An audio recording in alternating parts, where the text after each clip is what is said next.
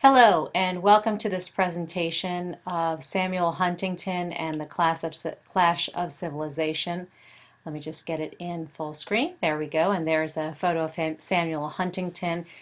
He passed away a few years ago, but he is a very famous professor was a very famous professor from Harvard, got his PhD from Harvard, and he wrote a number of books before Clash of Civilizations. In fact, this was an article before it was a book.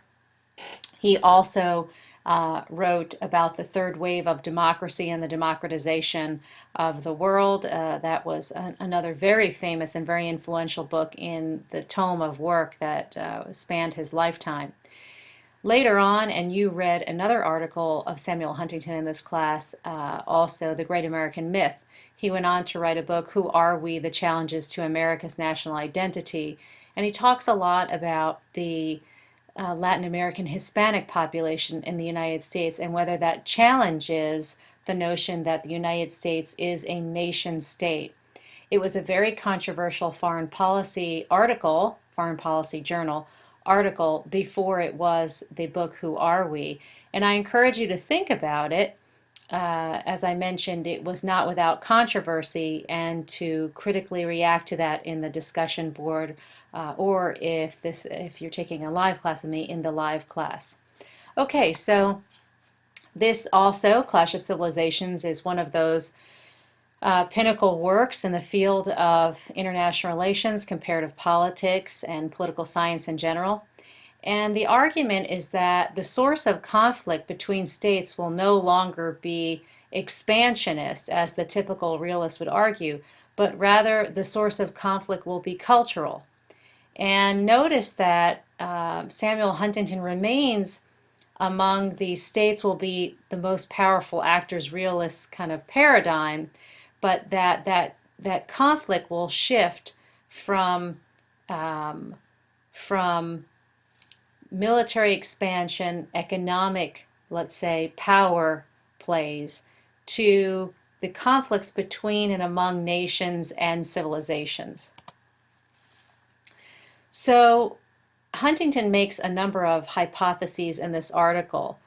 Very particularly, he argues for a counter-Westernization culture that is increasing in the international system, and that successful international institutions are more likely to be within civilizations than across them, meaning that those international institutions that are successful, say the International Monetary Fund or the World Bank, happen to be led by more Western cultures, he argues.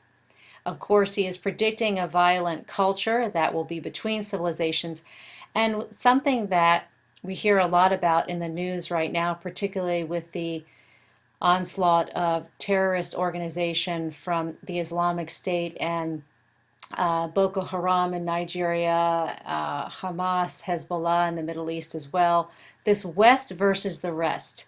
He was one of the first scholars to point out that there is a pushback against Westernization, liberal, capitalist, democratic states, and there is a pushback from the rest of the world. So let's talk a little bit about his hypotheses, and then, of course, as any good scientist would do, are there counter-arguments? Can we falsify them? So first of all, here is how he defines a civilization. He argues that it is a cultural entity, language, ethnic group, nationality, religious group.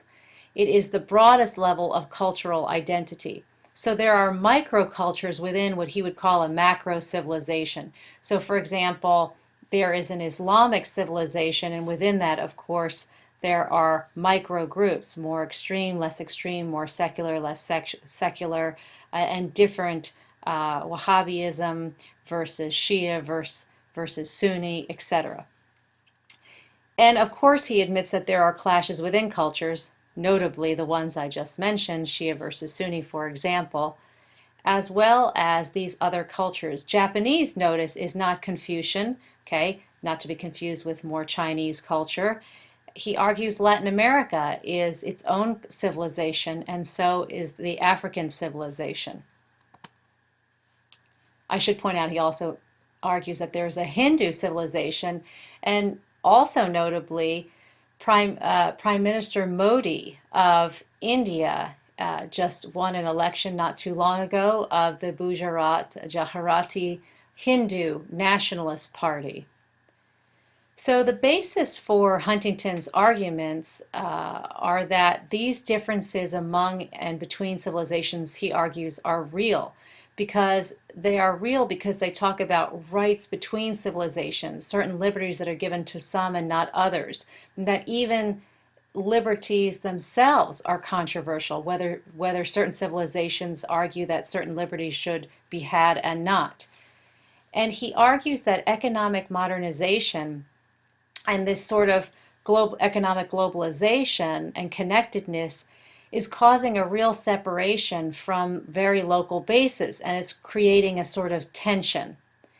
Finally, he argues that religion transcends boundaries, and it sort of answers questions of this local detachment, this community detachment. It provides a basis of reattachment in a very global economic world. So that's why he argues that civilizations are important units of analysis and also modes of conflict. Again, he argues that there are micro groups and macro groups within civilizations, okay? And he talks about the fact that is there a world community, right? Is there such a thing? Or really, is there just a Western community that's really bought into the Twitterization of the planet and the Facebook and social media, economic connectedness, but really there's a whole other planet out there, a whole other community out there that's very detached from what we think is a very globalized planet, maybe in the West. So short term, he gives some very interesting policy implications. Namely cooperating with Japan and Russia, which of course with the Ukraine crisis and others has been problematic, arguing to limit military buildup of the non-Western cultures and a moderate reduction of military in the East and Southwest Asia, exploiting differences and strengthening international institutions that are Western-minded. A lot of people have argued that these policy implications in themselves are conflictive and can create conflict. So that certainly there's room for debate here. Long term, he argues that states, particularly now he's arguing from the point of view, what should the Western states do, the Western civilization states do? They should maintain their economic and military power and have a much more profound understanding of these other civilizations to limit conflict, and try and identify some common elements to work together. So here are just some photos of sort of what he's talking about. There's a McDonald's, but of course this is in an Arabic Islamic culture. And here we have Lebanon with a poster of we traditionally see women maybe in the Middle East as having fewer rights, and here you see a bikini-clad woman on one side, whereas another woman wearing a head cover on the other side. So these are the tensions that, for example, this push of westernization that Samuel Huntington argues exists. But then you have someone like Fouad Ajami, right? And he argues, no, no, no, please. This is ridiculous. Ajami says that states are not so sentimental or civilizationally based, right? He argues that they are self-interested. And he also argues that there's quite a difference between the secular state that is driven by economic liberalism, democratic or liberal democracies, versus fanatical states. And he points out, for example, Iran.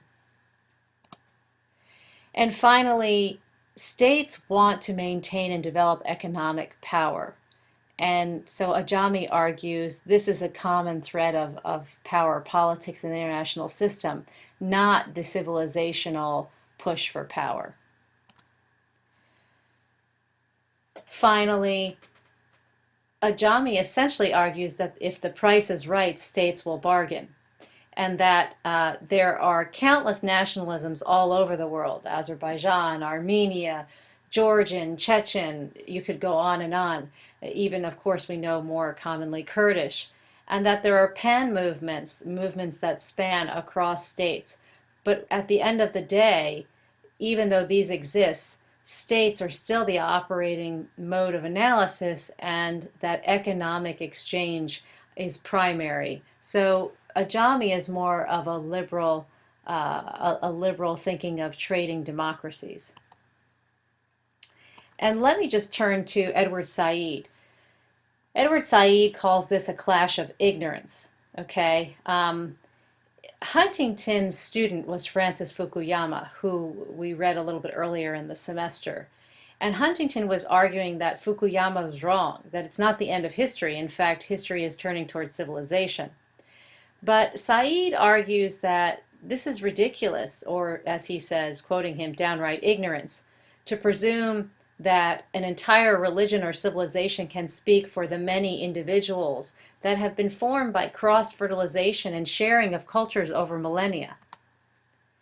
So for Said, Samuel Huntington is placing labels and or pigeonholing peoples, and he said it's just not that easy.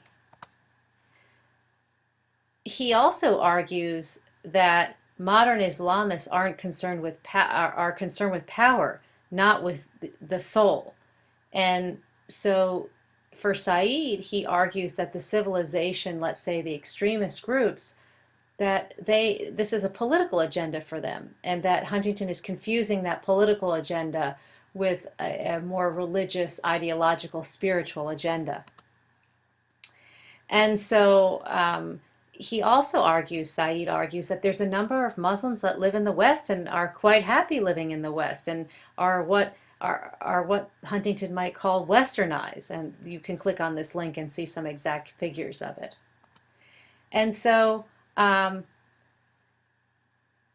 it is what Edward Said is arguing is that there are universal principles of justice and injustice, and that rather to wander off and look at the current world as the final say in terms of power, Said argues that Huntington is actually provoking a dangerous argument. First of all, a tension that may not exist between the West and the rest of the world, number one.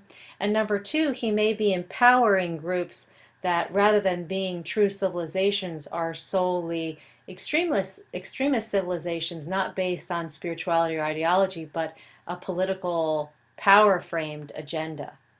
And so this is the conflict that we see with the very profound, rich, deep, informative, and also controversial article, Clash of Civilizations by Samuel Huntington. And I hope you'll ponder it and write or talk about these topics in class or on the discussion board. Thank you.